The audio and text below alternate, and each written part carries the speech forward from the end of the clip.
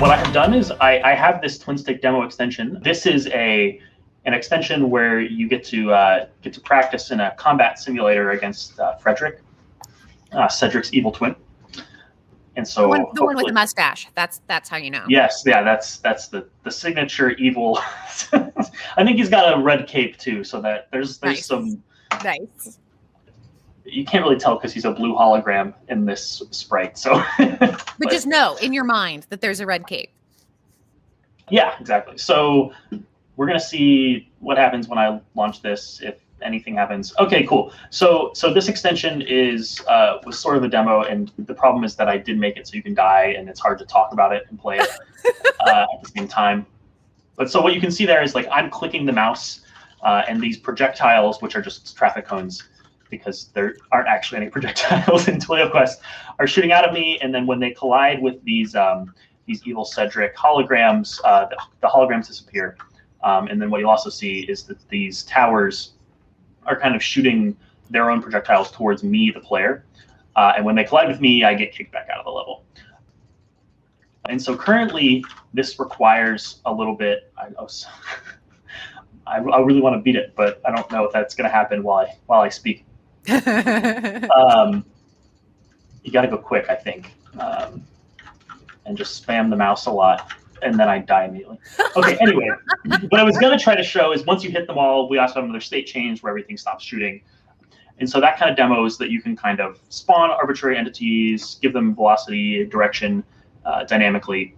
And so the unfortunate bit of this is that it requires, the current way I accomplish this requires a bit of phaser, which is our underlying game engine knowledge. But what I think is really exciting about this is that it's giving us some good blueprints for how to expand the built-in, still don't want to update right now, expand the built-in TwilioQuest features to do this stuff, because it's really cool, it's really powerful. And what we want to do is make that stuff more accessible than it would be in Phaser. And so what I'm doing real quick, so I can look at some of this code real quick. And so this is the sort of thing that Phaser has you do to accomplish this. So you have to do, there's a lot of properties you have to set of like, I have to create a group with a specific name and set a physics type and enable a body. And so there's a lot of this just kind of busy work, for lack of a better term, that Phaser has you do, which makes sense because Phaser is a game engine that supports a lot of different stuff. But we all, like most of these things are going to be true all the time. And so what we're working on, hopefully we'll be working on soon, is ways to encapsulate this into a nice like spawn entity function or something. So like that would be sort of the goal we'd have to provide for y'all.